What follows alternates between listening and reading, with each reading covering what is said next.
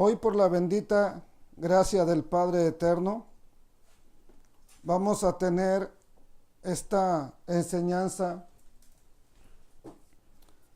titulada Vuélvete a tu Elohim, vuélvete a tu Dios, vuélvete al Eterno.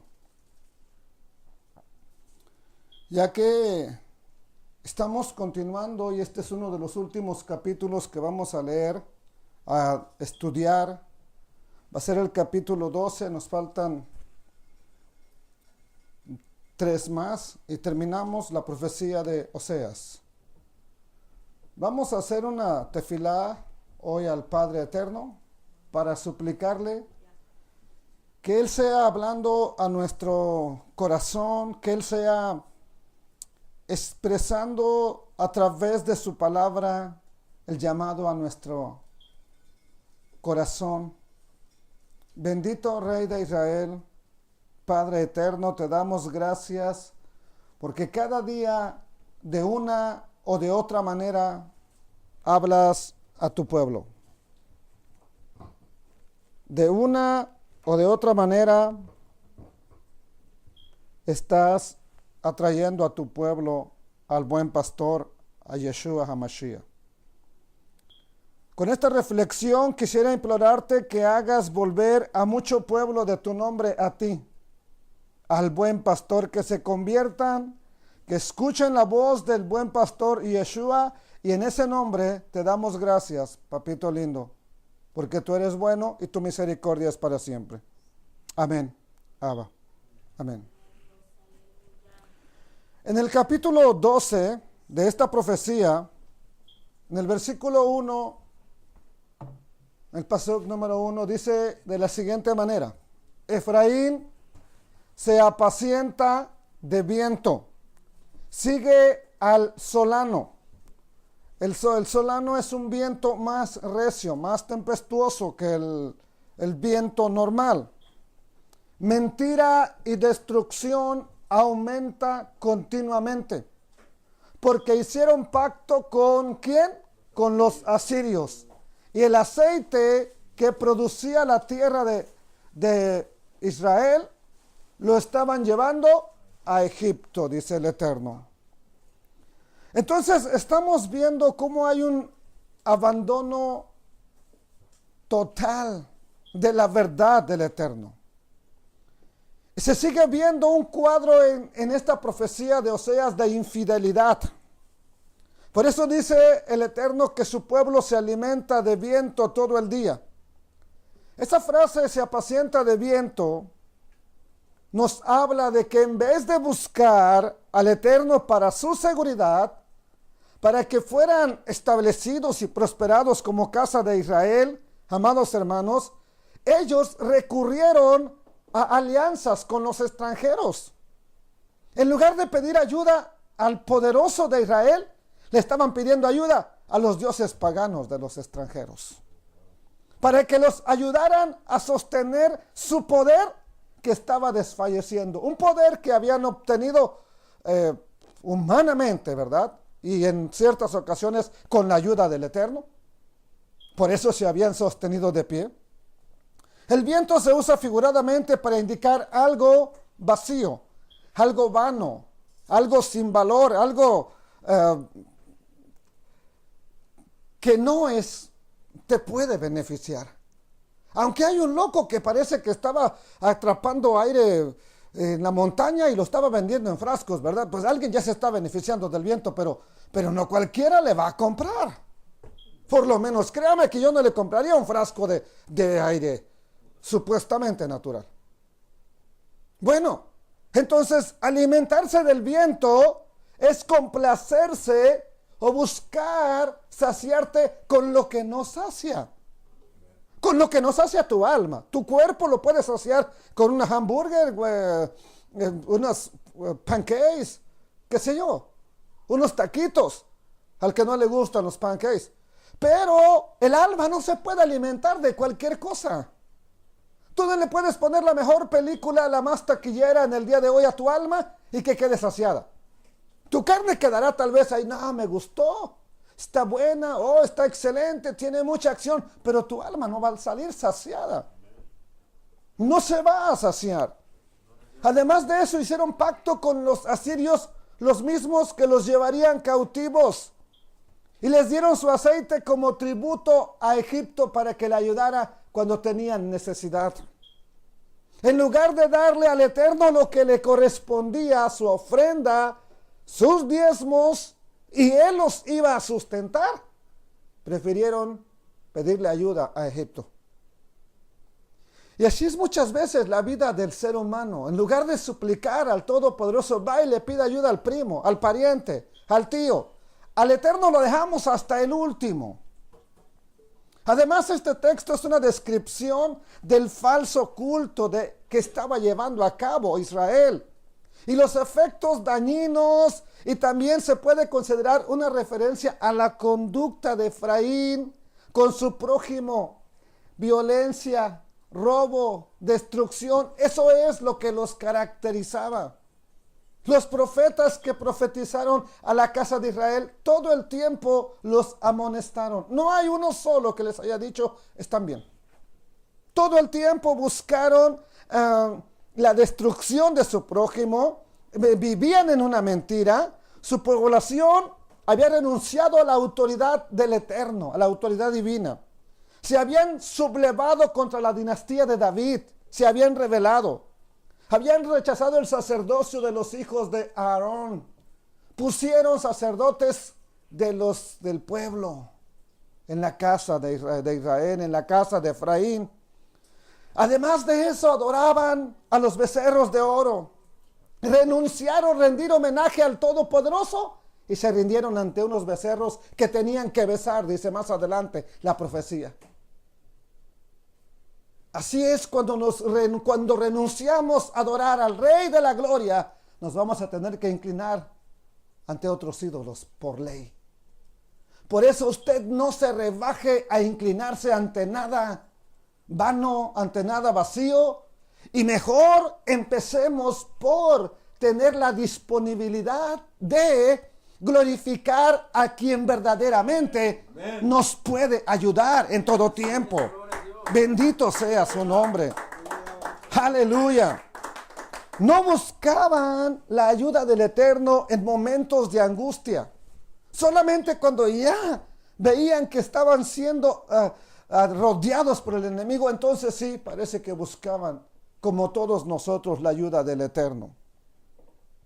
Sin embargo, durante todo este tiempo se jactaban de que eran el pueblo de Dios. Siempre se jactaron de que Jacob era su padre, lo cual explica por qué cita la vida de Jacob, del verso 3 en adelante. Vamos a ver cómo los pone en contraste y les muestra cómo era Jacob y cómo son ellos en la misma profecía. Esto es como un reproche, es como una recalcación de lo que el Eterno diciéndoles: miren, ustedes no se parecen en nada a su padre. Hemos escuchado la frase: oye, este muchacho se parece mucho a usted. Este niño es la viva imagen de usted. O te pareces mucho a tu padre, te han dicho posiblemente en alguna ocasión. Pues aquí es todo lo contrario, no te pareces en nada a tu padre. Dice el versículo 2 de Oseas capítulo 12. Pleito tiene el Eterno con Judá también. También Judá estaba siguiendo ya las mismas vanidades, las mismas idolatrías que estaba llevando a cabo la casa de Israel. La casa de Judá también estaba adorando ya a ídolos y estaban dejando la adoración al Eterno. Pleito tiene el Eterno con Judá para castigar a Jacob, a lo que es Israel. Conforme a sus caminos le pagará, conforme a sus obras. Aquí se incluye a Judá en la queja del Eterno contra su pueblo. Solo que la transgresión de Judá no era tan grave todavía en ese tiempo como el pecado que había llegado a lo máximo en la casa de Israel, también conocida como casa de Efraín o reino del norte. Judá todavía era leal al Eterno, lo dice ya el verso que terminamos en el versículo 12 del capítulo 11, dice: Judá aún es fiel con los santos y gobierna todavía. Así terminaba el capítulo anterior, así terminó el capítulo que analizamos anteriormente. Pero ahora le dice que también está llevando ese camino. Y fue tan culpable de apostasía como Israel. Sin embargo, Judá tendrá que enfrentarse también a la disciplina y al castigo de Abacados para volverlo al camino. Verso 3. Vamos a ver la comparación que hace de la casa de Efraín con Jacob, con el padre, con el patriarca Jacob. En el seno materno tomó por el calcañar a su hermano. Eso le valió ser llamado Jacob. Mano agarrada al talón, al calcañar. En el seno materno tomó por el calcañar a su hermano y con su poder venció al malaj, al ángel. Venció al malaj y prevaleció. Aquí es donde les dije que está lo que no aparece en Bereshit, en Génesis. Allá nomás dice que suplicó y le dijo, ¿verdad? No te soltaré si no me bendices. Sin embargo, aquí dice, lloró y le rogó en Betel, le halló. Primero dice que lloró y le rogó. Tiene una separación y dice, en Betel le halló y ahí habló con nosotros. Aquí es donde empieza a hacer la comparación entre Jacob, el padre de las 12 tribus de Israel, y la casa de Israel, que no estaba siguiendo el ejemplo de su padre, que no estaba siguiendo el ejemplo de Jacob. Y dice, en el seno materno tomó por el calcañar a su hermano y con su poder venció al ángel. Esto indudablemente es un milagro. Un niño recién nacido no tiene la fuerza para agarrar algo, sostenerlo, que digamos lo va a sostener y quedarse colgado ahí. Esto era un milagro. Eran gemelos con su hermano que nació primero, no mayor, porque nacieron del mismo día. Pero se conoce como mayor porque nace primero. Entonces, Esaú. Y al salir este niño tomado del pie, del talón, tiene muchas implicaciones que no me voy a meter en eso ahora porque ya lo hemos analizado. Sin embargo, solamente quiero expresarles que es un milagro. Que desde el seno materno ese niño estuviera queriendo nacer primero. Estuviera anhelando la primogenitura, que es la que traía la bendición a la vida, a la familia. Por eso toma del calcañar a su hermano y dice que entonces antes de nacer se agarra de un talón. Un bebé no tiene la capacidad para hacer eso, no puede hacerlo, pero este bebé desde el vientre materno ya estaba queriendo ser el que lucha. Ya estaba queriendo ser Israel, el que lucha, el que persevera, el que quiere ser primogénito. Porque el primogénito tiene el derecho de ser el líder espiritual de la familia cuando papá ya no esté. Él anhelaba eso. Esaú no lo anhelaba. Esaú tuvo el privilegio. Pero ¿qué hizo con la primogenitura? Yo quiero comer de eso que tú estás comiendo, Jacob. Véndeme la primogenitura. ¿Yo para qué quiero la primogenitura? Dice. Exactamente. Ahora, ¿cuántos de nosotros no estamos haciendo lo mismo? El Adonai, a través de su hijo Yeshua, nos ha dado el privilegio de ser primogénitos en algunos lugares donde nos ha puesto. ¿Y qué estamos haciendo? ¿Y a mí para qué me sirve eso? Si como quiera me voy en el rapto, dicen muchos. Bueno, no sé en qué rapto se van a ir, pero pues, así dicen. ¿Y yo para qué quiero eso? Y ni siquiera por lentejas lo estamos cambiando por cosas peores que lentejas. Aquel siquiera se sació de lentejas. Nosotros ni siquiera por lentejas. Hay pueblo que ni siquiera por lentejas. Este hombre, sin embargo, este niño desde antes de nacer quería ser el líder espiritual.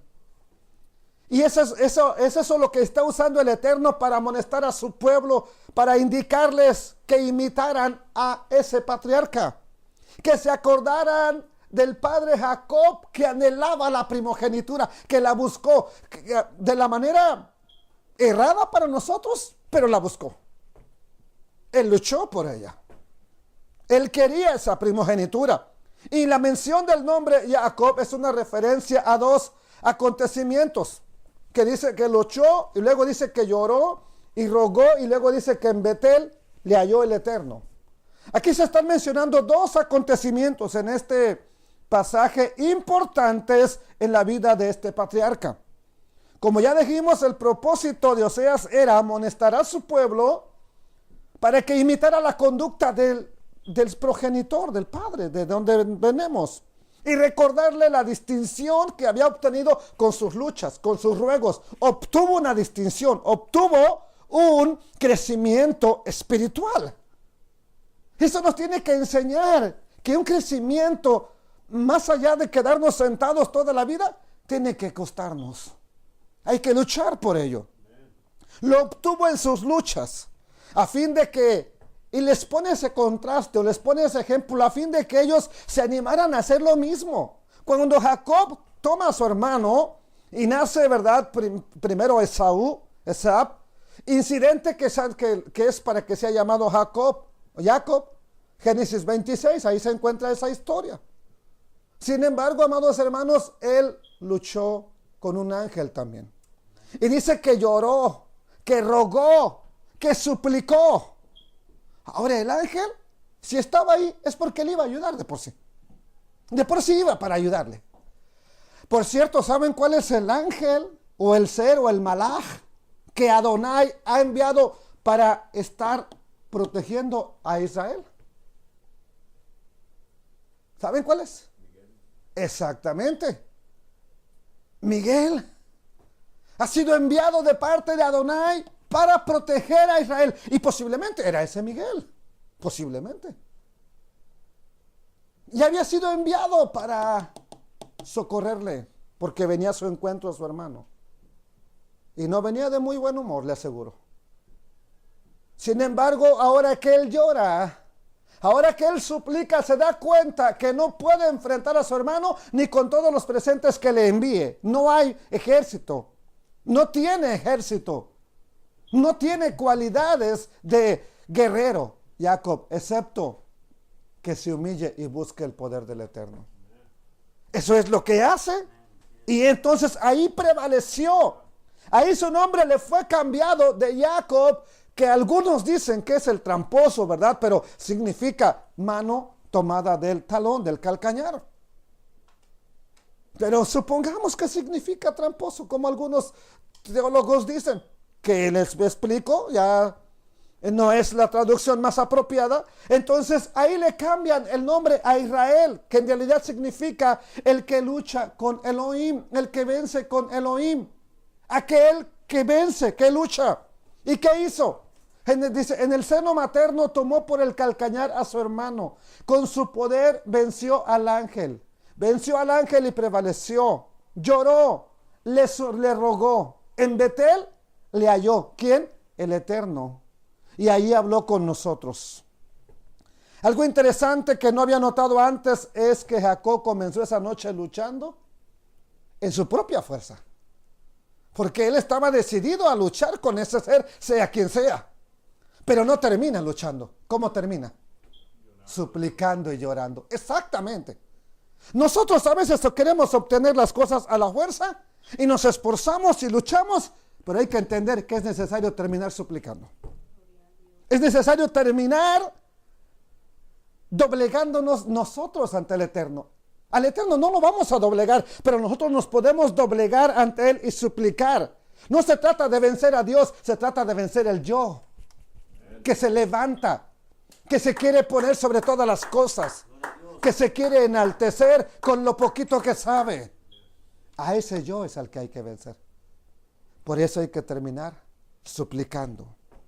Una súplica, pero a la vez una firmeza en lo que se hace para Dios. Una firmeza que tan firme es su posición que dice, no te dejaré si no me bendices. El ángel lo descoyuntó, le tocó su muslo y lo hirió. Y Jacob sabe que lo puede matar ese ángel, porque con un solo toque le inutiliza su pie. Entonces Jacob sabe que lo puede matar, pero aún así no te dejaré. Bendíceme. Suplica, llora. Esas personas que lloran, esas personas que gimen, se dan cuenta que de pronto tienes acceso al poder de Dios, al que Él te permite. Ya que dice la Escritura que con su poder venció al ángel. En su anhelo, en su deseo de vencer con Dios, venció al ángel, venció, prevaleció, lloró, rogó. Aquí Oseas presenta algo que no está escrito en la Torah. Es la frase que dice que en ese momento Jacob lloró y que rogó. Eso no está en Bereshit, como le digo. Entonces la experiencia del patriarca Jacob es un ejemplo que deben seguir aquellos que decimos ser sus hijos. Los que somos Bené Israel, los hijos de Israel, deberíamos de seguir ese ejemplo de suplicar, de rogar, de implorar el favor de Adonai. Esta experiencia se describe aquí con el propósito de estimular a Israel, no de decirle, tú eres un inservible, no sirves para nada, no, era con el fin de estimularlo. Mira, tu padre se esforzaba. Es como decirle a hoy un joven que su papá ya no está, mira hijo, tu papá era así bien trabajador, era un hombre fiel, era un hombre que hacía esto, hacía lo otro. No se le dice para humillarlo, se le dice para estimularlo a que haga las obras de su padre. Exactamente, eso es lo que hace el profeta. Entonces vamos a ver unas lecciones importantes. La eficacia de la oración ferviente. Esa es la primera cosa importante. No la tengo aquí, se me pasó poner las 4 descripciones que tenía. Pero una es la eficacia en una oración súplica que se hace con toda el alma. 2. Jacob no se rindió ante los peligros que lo amenazaban, ni sucumbió bajo las dificultades en su caso, de enfrentar al ángel, de enfrentar a su hermano. 3. Hizo frente con valor a los motivos de desánimo que lo rodeaban. Él pudo haber dicho, mejor me quedo por aquí, me quedo con el suegro, ¿a qué voy allá? Sin embargo, él sabía que era allá, en esa tierra santa, donde él tenía que estar, porque ahí estaba la presencia del Padre Eterno. Él sabía eso. Ahora, 4, mediante el poder que el Eterno le da, prevaleció con el ángel. 5, con vigor, con fuerza, luchó con el ángel y triunfó. Triunfó porque fue bendecido realmente. Entonces, eso es importante.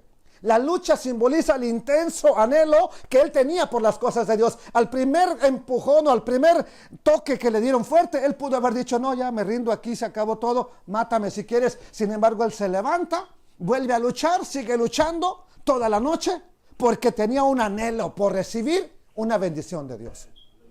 Usted y yo nos vamos a ver tentados en ciertos momentos, Joseph, a decir, ya no puedo. Ya no quiero, ya mátame mejor, Señor. Lo dijo Job, un hombre recto, perfecto, temeroso de Dios, apartado del mal. Lo dijo Jeremías, tremendo profeta Jeremías. Lo han dicho muchos de sus siervos, también lo vamos a llegar a decir en algún momento. Sin embargo, amados hermanos, el propósito de esta lucha es recibir la bendición del Eterno. Los medios utilizados son oraciones, lágrimas, súplicas fervientes. Pero se va a dar. La persistencia con que oró, con la persistencia con que suplicó, expresa en palabras, no te dejaré si no me bendices. Nosotros a la primera oración que no se nos contesta, yo creo que estoy equivocado de Elohim. No estás equivocado en tu proceder. Necesitamos suplicar más. Y esta es la gran lección, que solo por medio de la ayuda del Eterno podemos vencer el mal en nuestra vida. Podemos vencer la adversidad. El golpe que descoyuntó el muslo de Jacob le privó de su fuerza. Lo dejó más débil para enfrentarse a Esaú. Reveló una vez más en él su incapacidad humana para enfrentar los problemas. Pero ahora que está bendecido por el ángel, ahora que está bendecido por el Eterno, él puede hacerle frente a cualquier situación que se avecina. Porque el Eterno ahora está con él y lo ha bendecido. Usted y yo también. No somos fracasados por estar aquí. Pudiéramos estar en el Convention Center y no por eso somos victoriosos. Entonces, amados hermanos, quiero decirle, también se menciona en este pasaje a Betel. ¿Qué sucedió en Betel? Betel fue el lugar donde 2 ocasiones se vio la gloria del Eterno en la vida de Jacob. Una, cuando sale de casa y va para la tierra del suegro, del tío, Labán, él llega a un lugar que se llamaba Luz. Descansa en esa noche ahí y pone una piedra de cabecera, duerme ahí. Y esa noche tiene un sueño, una visión, donde ve una escalera que desde el lugar donde él se encuentra hasta los Shamaín, a los cielos, hay ángeles que suben y que descienden por esa escalera. Él despierta y esa piedra la unge con aceite y dice, oh, yo no sabía, pero este lugar es casa de Elohim y puerta que te puede conducir al cielo. Ese fue el primer encuentro maravilloso que tiene en ese lugar. Ahora, él unge esa piedra y dice, aquí es Betel, casa de Elohim, casa de Dios, casa de él, del Eterno. Esa es la primera ocasión. La segunda, sus hijos toman venganza de la humillación de Dina, hermana de los 12 muchachos. Sin embargo, ellos hacen creer a los de Siquén que para que puedan emparentar con ellos, para que puedan aceptar que se casen con Dina, el violador, ¿verdad? Los hacen que se circunciden, pero no nada más ellos, todo el pueblo, toda la comunidad a la que pertenecían. Y como la historia dice que ellos eran los reyes y el hijo del príncipe, hijo del rey, pues obligaron a todo el pueblo. Los convencieron. Cuando estaban en los dolores más fuertes de la circuncisión, que no había anestesia y no había penicilina como hay hoy en día, les cayeron y a punta de espada mataron a todas esas personas de Siquem. ¿Qué cree que pasó con los pueblos de alrededor? ¿Aplaudieron esa acción o se molestaron? Se molestaron. Y entonces tienen que salir huyendo de donde se encuentran. Y si no es por la intervención divina de Adonai, que dice que puso temor en todos ellos, no sé cómo le habrá hecho. Hay una historia que dice que empezó a caer granizo y relámpagos y caía sobre los que venían persiguiendo a Jacob. Es una parte de la Torah oral, ¿verdad?, que expresa eso. No estoy seguro porque la Torah escrita no me lo afirma así. Pero sí dice que puso un gran temor, que aquellos ya dejaron de perseguirlos. Ahí le habla el Eterno y le dice, ve a Betel, allá donde tú tuviste aquel encuentro conmigo, allá te espero. Nada más dile a la gente que se quite todos sus ídolos que llevan, porque aquí están llenos de ídolos. Ahí les hace que dejen sus ídolos y van a Betel. En Betel hace un altar a Adonai. Ahí le da la promesa de que de él va a continuar lo que le había prometido a nuestro padre Abraham. Ahí habla con Jacob habla con el Eterno se le aparece, y entonces lo triste es que ahí, donde se había visto la gloria de Adonai, ahora era un lugar de culto pagano. Un lugar donde estaba un becerro de oro. Ahí donde Jacob dijo, aquí será casa de Elohim, era casa del becerro. Ahí era Bet-Aven, la casa de la iniquidad. Allí era la casa del desastre. En ese momento, amados hermanos, entonces, cuando el Eterno habla con Jacob la segunda vez en Betel, él era un hombre quebrantado que está dispuesto a obedecer al Eterno con tal de seguir obteniendo esa promesa. Amados hermanos, entonces, Efraín es todo lo contrario. Por eso le dice, tu padre era diferente. Efraín es todo lo contrario. Ha menospreciado las cosas del Eterno. Toda la familia que era Efraín se olvidaron del Eterno. Jacob luchó por tener las bendiciones y él las estaba regalando. Le llevaba el aceite a Egipto. Le llevaba los presentes a Egipto. Jacob luchando por obtenerlas y ellos despilfarrando. Padres, enseñemos a nuestros hijos. Porque todo lo que usted les deje, lo que usted tanto luchó, si usted no enseña a sus hijos, en menos de lo que usted cree, lo van a desaparecer. Ahora vamos a ver lo que dice la palabra, ya que ellos no eran iguales a su padre. Veamos qué dice la Escritura. Mas el Eterno es Elohim, es Adonai de los ejércitos, Adonai Sebaot. El Eterno es su nombre. Tú pues, vuélvete a tu Dios, vuélvete a tu Elohim. Guarda la misericordia y el juicio, y en tu Elohim confía siempre. ¿Qué es lo que hizo Abraham? Se volvió al Eterno. Cuando todo el mundo estaba en la idolatría, él se vuelve al Eterno. ¿Qué es lo que hace Jacob? Cuando todo el mundo está actuando mal, él se vuelve al Eterno. ¿Qué hizo nuestro padre Abraham? Guardaba la justicia. ¿Qué le enseñó a Isaac? Guardar la justicia. ¿Qué practicó Jacob? Guardar la justicia. Juicio. Y en tu Elohim confía siempre. Venían problemas que los querían destruir. Hubo problemas que estuvieron a punto de acabarlos. Persecución, hambre, destrucción, y de todas ellas Adonai los libró. ¿Por qué? Porque practicaban la misericordia, el juicio y confiaban en su Elohim. Cosa muy diferente a hoy en día en las congregaciones. En el verso 6 está el resumen de este llamado de Dios a la casa de Efraín. Aquí está el resumen de todo lo que está haciendo con este libro de Oseas.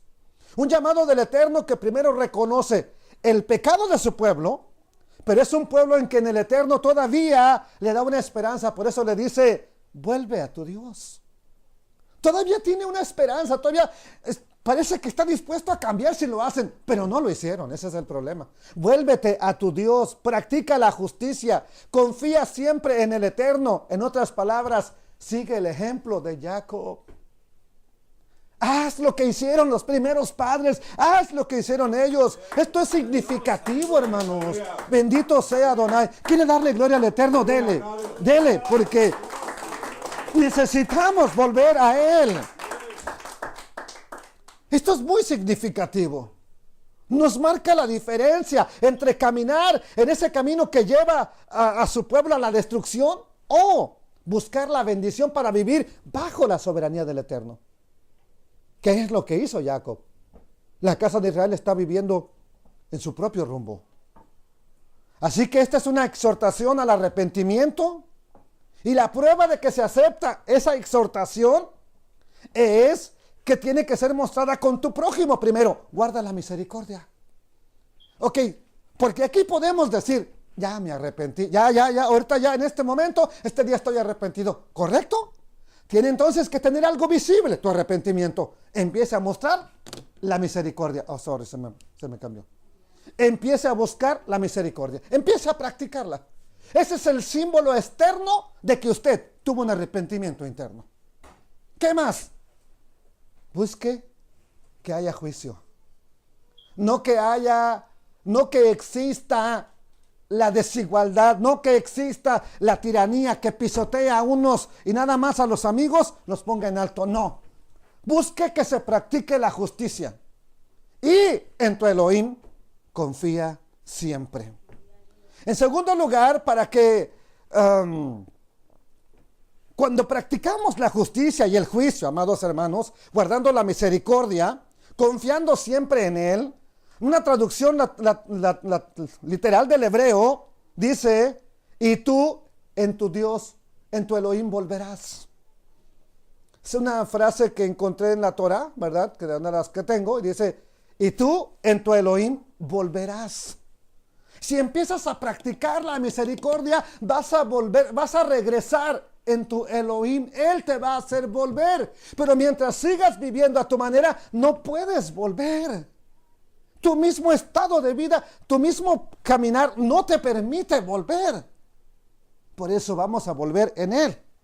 Eso señala un hecho importante.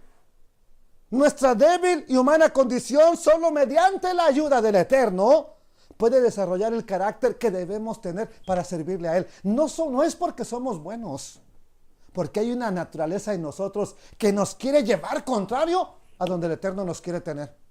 Entonces, solo mediante el poder y la ayuda del Eterno podemos estar en Él, hacer las cosas como Él quiere, como nos dijo nuestro amado Yeshua. En Yohanan, capítulo 15, verso 4, permaneced en mí y yo en vosotros. ¿Cómo podemos lograrlo? Permaneciendo en Él. Y si permanecemos en Él y Él en nosotros, como el pámpano no puede llevar fruto por sí mismo, córtelo de la vid, se muere.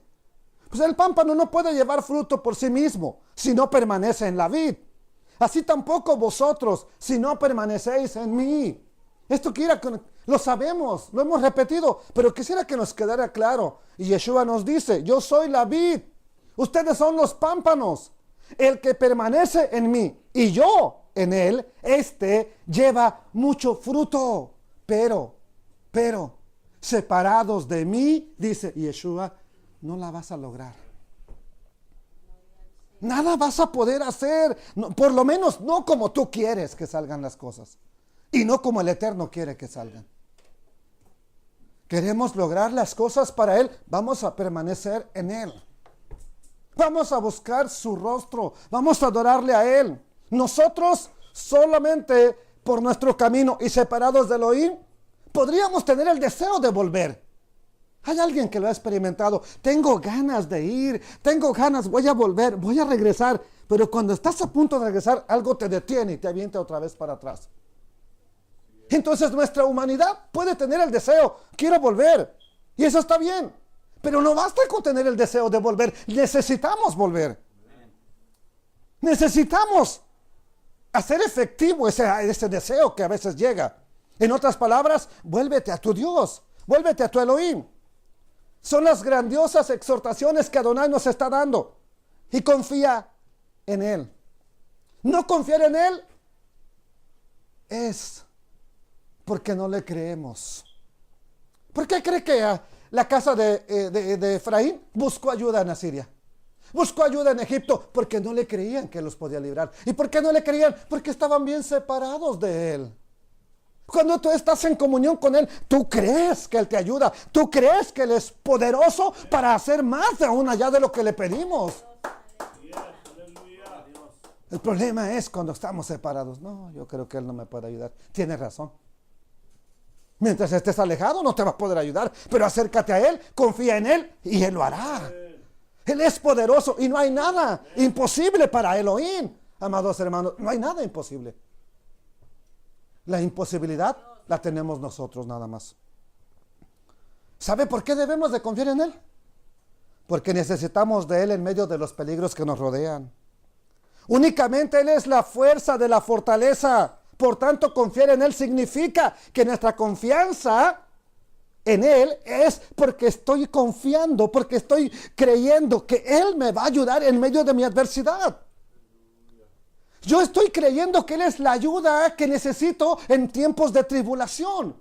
Yo estoy creyendo que Él es la ayuda a la que yo debo de recurrir cuando tengo necesidad.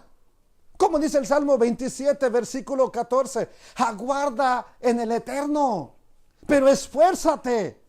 No nada más esperes ahí sentado, no. Aguarda en el Eterno, sin embargo, esfuérzate. Aliéntese tu corazón. Y sí, entonces sí, espera en el Eterno. Pero no te quedes sentado toda la vida esperando. Anímese, aliéntese, busque su rostro. Adórele, exáltelo. ¿Qué más nos dice el Eterno en su palabra? Después de decirnos estas cosas, nos dice el mercader que tiene en su mano peso falso, amador de opresión. Eran prósperos. Estaba bendecida la casa de Israel. Sin embargo, eran mercaderes que tenían en su mano peso falso, amador de opresión. Efraín dijo, ciertamente me he enriquecido. He hallado riquezas para mí.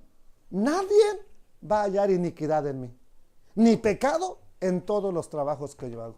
Eso es lo que decía Efraín. Desde el verso 7 al verso 11 se añade una descripción de la apostasía del reino del norte.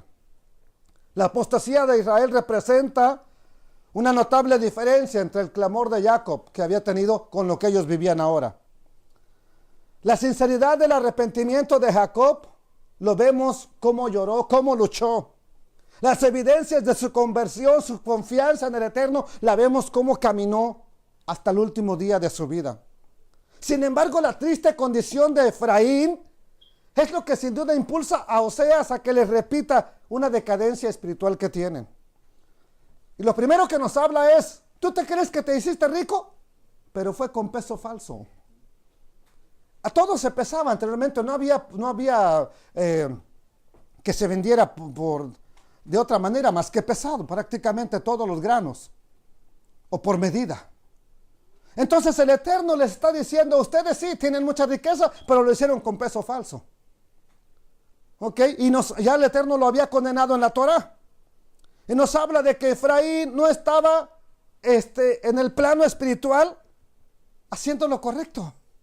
Estaban defraudando a su prójimo, gente de su misma familia, le estaban robando posiblemente. Cuanto más a los demás. Entonces se volvieron explotadores, se volvieron burladores, inclinados al fraude, inclinados a la opresión. En vez de tener la inclinación a la misericordia, en vez de tener la inclinación a la justicia, que es la que Dios les estaba demandando, los israelitas trabajaban con la codicia, trabajaban con el fraude, el afán, el lucro, el empleo de pesas falsas. Sin embargo, Adonai ya lo había condenado. Devarim, capítulo 25, verso 13. No tendrás en tu bolsa pesa grande y pesa chica. Porque una era para comprar, ¿verdad? Le ponían la pesa chica para que pesara menos. Cuando se trataba de vender, le ponían la grande. No, mira cuánto pesa. Entonces el Eterno les dijo, no puedes hacer eso. Tener una pesa grande y una pesa chica. Ni tendrás en tu casa efa. Efa es una medida esta es palabra efa, viene de palabra egipcia, no es hebrea. Que es una medida como en México el cuartillo, al litro que le llaman, ¿verdad? En cierta manera es una medida de grano. No tendrás efa grande y efa pequeño. Porque también lo sabía quien se les hacía, ¿verdad? Bien ingeniosos. Algo le ponían ahí en el fondo, al medidor, para que diera menos cuando tenían que vender. Y cuando no, le ponían el que era más grande para que ellos compraran. No, dámelo con el mío. Entonces, eso es lo que estaban llevando a cabo. Dice, pesa exacta y justa tendrás. Efa cabal y justo tendrás, para que tus días sean prolongados sobre la tierra que el Eterno tu Elohim te da. Porque abominación es al Eterno tu Elohim cualquiera que hace esto, que tiene pesas falsas. Y cualquiera que hace injusticia, que es a lo que está llamando Oseas. Eso es una abominación, eso al Eterno no le agrada, eso a Adonai no le parece justo, no es justo. A usted le parecerá maravilloso, mira, le vendí esto y ni cuenta se dio que estaba mal. Usted le puede parecer que es un fantástico vendedor, pero al Eterno dice, eres una persona que no me agrada. Por eso nos dice, mercader que tiene en su mano peso falso, amador de opresión. Efraín dijo, ciertamente he enriquecido, he hallado riqueza para mí. Nadie me va a descubrir. Nadie va a hallar mi iniquidad en esto que estoy haciendo, ni pecado en todos mis trabajos.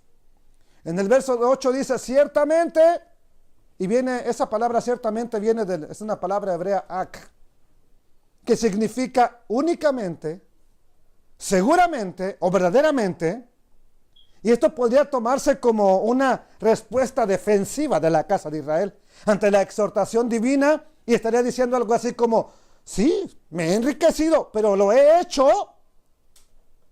ciertamente sin hacer nada malo. No se puede encontrar iniquidad en mí. A ver, búscame, mira, aquí están mis pesas. No he hecho nada malo. Podría considerarse como una respuesta de suficiencia propia también a la exhortación del profeta. Ciertamente, sí me he enriquecido, pero ha sido con mi propia fuerza. Aquí ningún Dios me ha ayudado a mí. Qué terrible error cuando caigamos en esa posición. ¿Ves todo esto? Lo logré con mi propia fuerza porque yo puedo.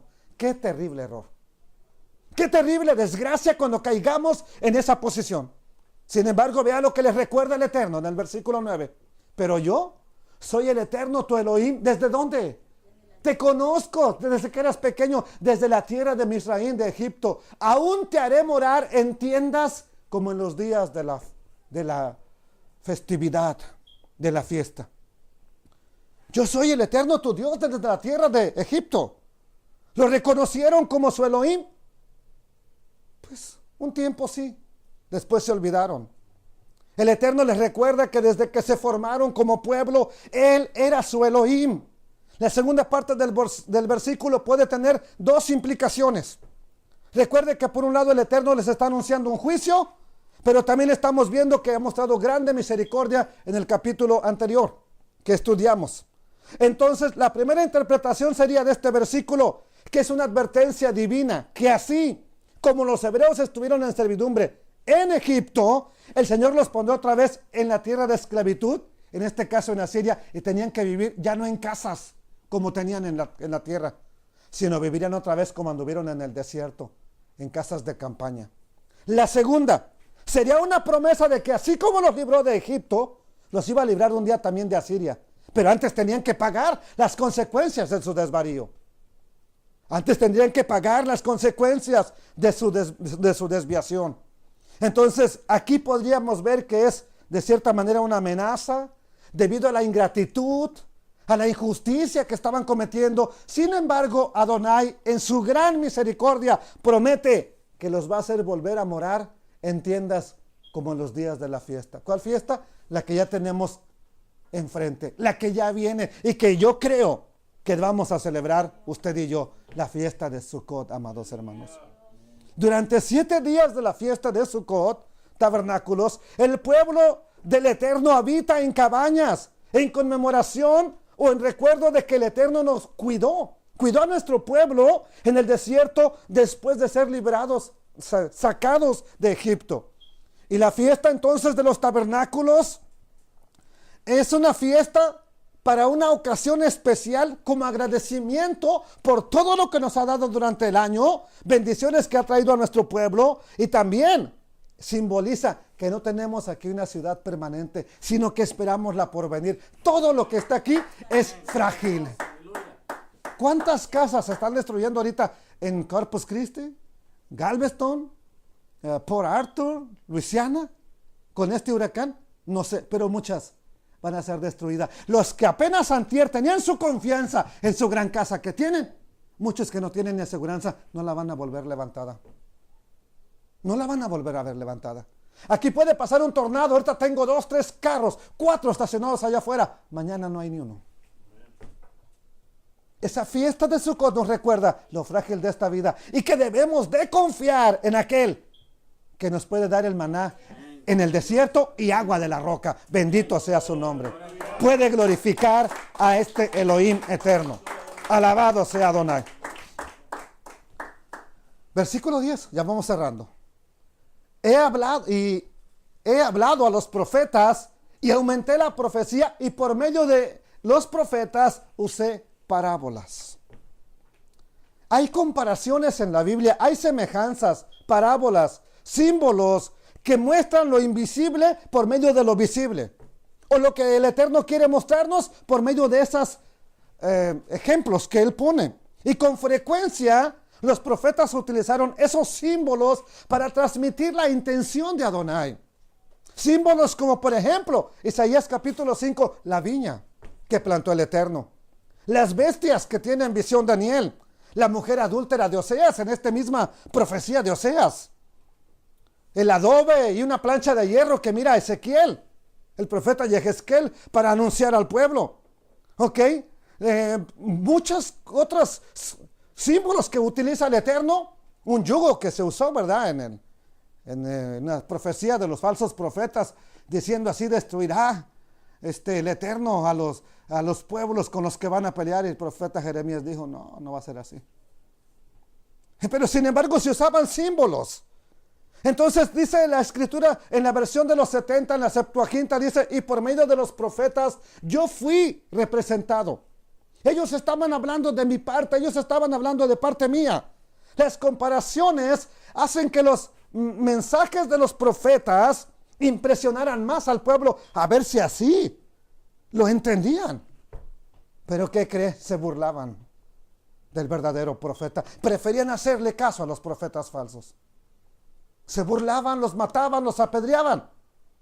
Como ya vimos que le ocurrió a casi todo profeta.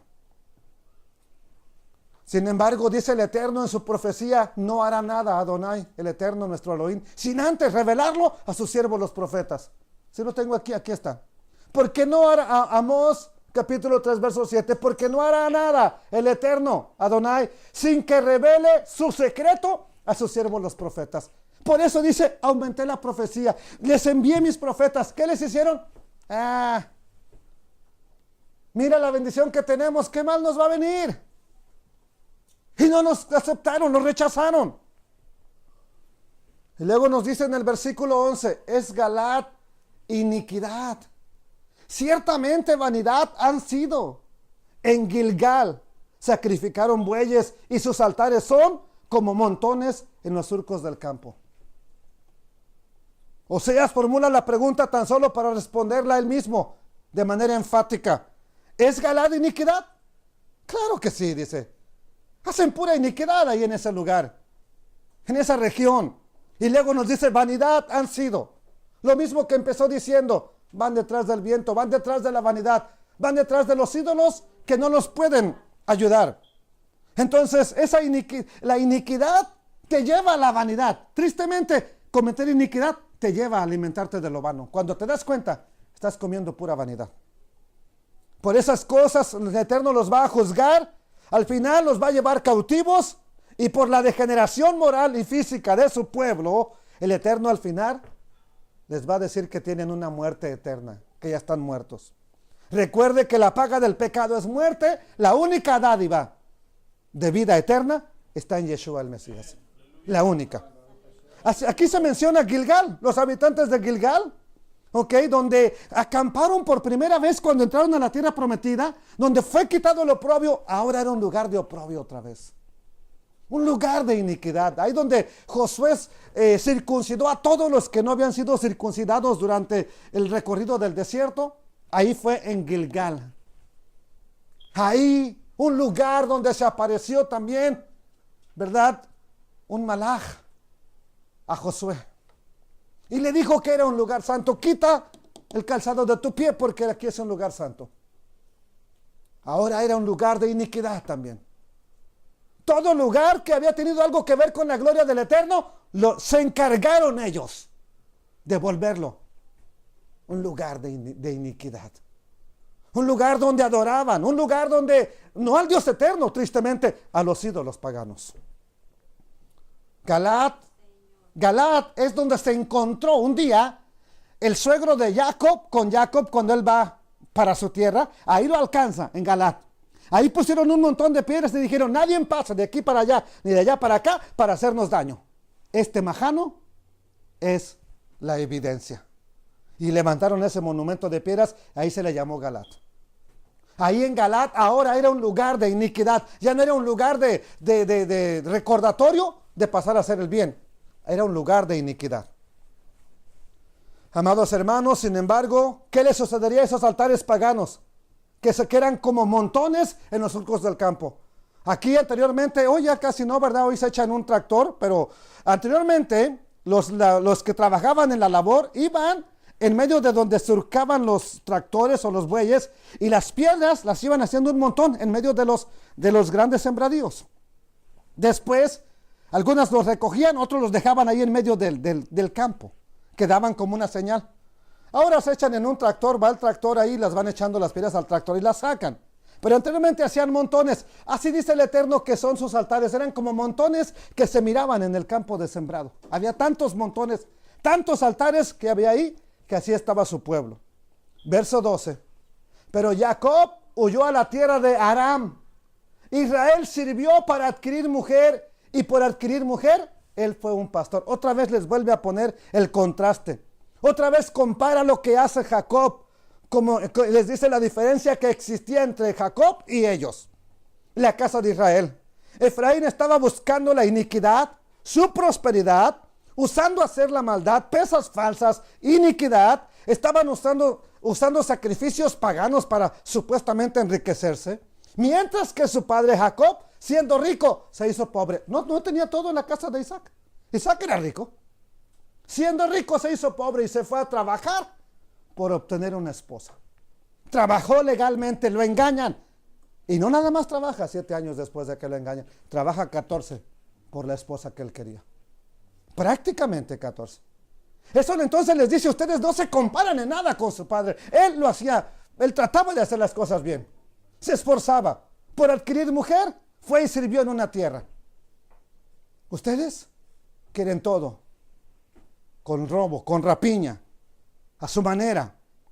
No se conformó Jacob con casarse con una de las mujeres cananeas. Obedeció lo que le dijeron sus padres y no quiso ser como Esaú. Fue a buscar una mujer de su propia parentela. Jacob era rico, tenía mucho dinero, se hizo pastor para obtener una esposa y fue y trabajó los años que ya les comenté. Entonces está comparándole a este Jacob contrariamente a lo que hace Efraín. Ahora nos va a decir algo importante y ya los comparó con Jacob, ahora va a compararlos con lo que hizo Moisés. Y les dice en el versículo 13, por un profeta el Eterno hizo subir a Israel de Egipto y por un profeta fue guardado ese pueblo. El profeta que les envié era con la intención de guardarte, de hacerte volver. ¿Pero qué le hiciste? Lo mataste. ¿Qué le hiciste? Lo perseguiste. ¿Qué le hiciste? No querías que te profetizara.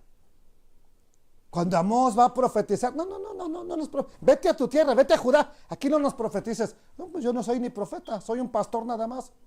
Pero estoy hablando lo que Adonai me ha dicho. Pues váyase a profetizar a su tierra. No querían que les profetizaran. Sin embargo, el Eterno dice, yo los salvé por un profeta los guardé, y así quería guardarlos a ustedes, así quería salvarlos a ustedes, pero no se dejan. No quieren. Dios siempre tiene un profeta para que advierta su palabra o hable la palabra del Eterno, pero las personas también tienen que hacer su parte. No nada más el Eterno va a mandar el profeta ya. Nosotros tenemos que escucharle. Amados hermanos, Moisés fue usado para hablarle al pueblo en los tiempos antiguos, en tiempos pasados. Así también prometió que levantaría otro profeta, el Eterno. Y nos dice claramente cómo nos ha estado hablando en los últimos tiempos. Por eso le recalco, le estudie, lea las palabras del Mashiach. ¿Qué dice la carta a los hebreos? Elohim, hablando muchas veces y de muchas maneras en otro tiempo a los padres por los profetas, en los postreros tiempos, en estos últimos días, nos ha hablado por el Hijo. ¿Quién es el Hijo? Yeshua HaMashiach, a quien constituyó heredero de todo y por quien asimismo hizo el universo. Profeta como yo les levantaré el Eterno, dijo Moshe. A él oirán, y quien quiera, cualquiera que no escuche las palabras, el Padre le va a pedir cuentas, porque el Padre puso sus palabras en él. Verso 14 es nuestro último texto, hermanos. Y dice, Efraín ha provocado a Dios con amarguras. Por tanto, hará recaer sobre él la sangre que ha derramado. Ok, lo que tú hiciste, Efraín, lo vas a pagar. Todos los que has matado para enriquecerte, va a venir alguien que tiene hambre de poder y va a matar tu gente y te va a quitar toda tu riqueza. Y su Señor le va a pagar el oprobio que ha hecho. Eso está establecido. Un día seremos juzgados y cada uno será juzgado de acuerdo a lo que está en los libros, de acuerdo a sus obras. Entonces, este es un capítulo que comienza hablando y detallando el pecado de la casa de Israel y que concluye asegurando que va a haber un juicio. Es un capítulo que su mensaje central tiene el llamado del Eterno que volvamos a Él. El mensaje del centro de este capítulo es: volveos a Dios. Practica la justicia, practica la misericordia y en tu Elohim confía siempre. ¿Pero qué cree que hizo Israel? No lo escucharon. No van a escuchar. Y tendrán que ser llevados cautivos, así como lo ha anunciado el Eterno, a Asiria. Él mismo ha puesto las palabras en la boca de su Hijo para hablarnos, y tristemente muchos lo estamos despreciando. Muchos, llamándose judíos mesiánicos, ni siquiera conocen qué dijo el Mesías. Qué triste. Usted y yo debemos de poner cuidado a esas palabras. Por favor, termino diciéndote esto. Nunca dejes al Eterno como la última solución de tu vida. Él tiene que ser la primera y la única solución. Recuerde, el llamado es: vuelve a tu Elohim. Y no es lo mismo volver que encontrarte con Él. Encontrarte con Él es cuando no lo has conocido. Buscarle a Él es cuando no le has conocido. Pero volver es cuando ya tuviste una relación con Él y te estás apartando de Él. Vuelve a tu Elohim. Volver es cuando ya te alejaste. Por eso la exhortación es, vuelve a tu Elohim y ¿quieres que te vaya mejor? Practica la justicia. ¿Con quién? Con tu prójimo. No nada más con tu familia, con todos los demás que son tu prójimo. Aleluya. Esto va a mover la misericordia de Elohim en tu vida y eso va a cambiar nuestra situación que estamos viviendo. Se lo puedo asegurar en el bendito nombre de nuestro Padre Celestial. Papito lindo, el día de hoy, Abba, tenemos oposiciones, Señor. Tenemos a lo mejor mucha oposición para enseñar, para alabarte. A veces porque nosotros mismos dejamos que Hasatán tome ventaja.